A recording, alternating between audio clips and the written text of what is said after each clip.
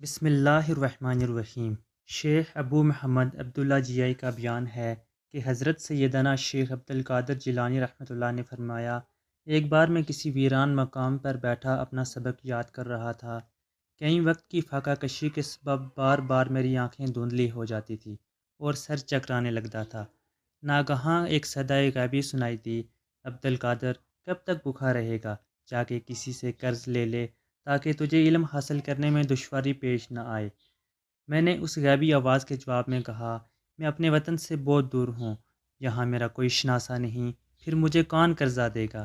جس نے تجھے اس ویرانے میں پکارا ہے وہی تیرے قرض کی ادائیگی کا ذمہ دار ہے۔ دوسری بار صدائے غیبی سن کر میں ایک نان بھائی کے پاس پہنچا اور اسے کہا، بھائی مجھے روز 1.5 روٹی قرض دے دیا کرو، اس شرط پر کہ مجھے کہیں سے کچھ رقم مل گئی تو میں تمہارا سارا قرض لوٹا دوں گا، اور اگر اس دوران مر جاؤں تو مجھے معاف کر دینا۔ میری بات سن کر نان بھائی رونے لگا اور کہنے لگا، آپ کا جتنا جی چاہے میری دکان سے لے جایا کریں۔ پھر میں نان بھائی کی دکان سے روزانہ 1.5 روٹی لے آتا۔ آخر جب مجھے اس طرح قرض کی روٹی کھاتے ہوئے مدت گزر گئی تو ایک دن بڑی شدت سے یہ خیال آیا، عبد القادر، تم کب سے قرض لیے جا رہے ہو مگر ادائیگی کی کوئی صورت نہیں۔ اس خیال سے مجھے بڑی شرم آئی اور پھر میں اس روز نان بھائی کی دکان پر نہیں گیا۔ دوسرے دن مجھے پھر وہی صدائے غیبی سنائی دی، جب ہم نے تمہارے قرض کی ادائیگی کا ذمہ لے لیا تھا تو پھر اتنا پریشان ہونے کی کیا ضرورت تھی؟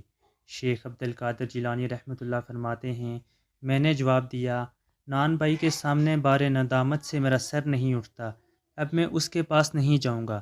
پھر غیبی آواز نے مجھے مخاطب کیا، قرض کی ادائیگی کے لیے تو جانا ہی پڑے گا، قرض کہاں سے ادا ہوگا؟ میں نے حیران ہو کر کہا۔ پھر غیب سے آواز آئی، زمین و آسمان میں سارے خزانے اللہ کے ہیں اور وہی تمہارے قرض کی ادائیگی کرے گا۔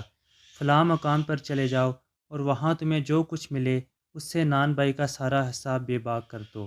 شیخ عبد القادر جیلانی رحمۃ اللہ فرماتے ہیں، آخر میں حیرت میں ڈوبا ہوا اس مقام پر پہنچا جس کی طرف صدائے غیبی نے اشارہ کیا تھا۔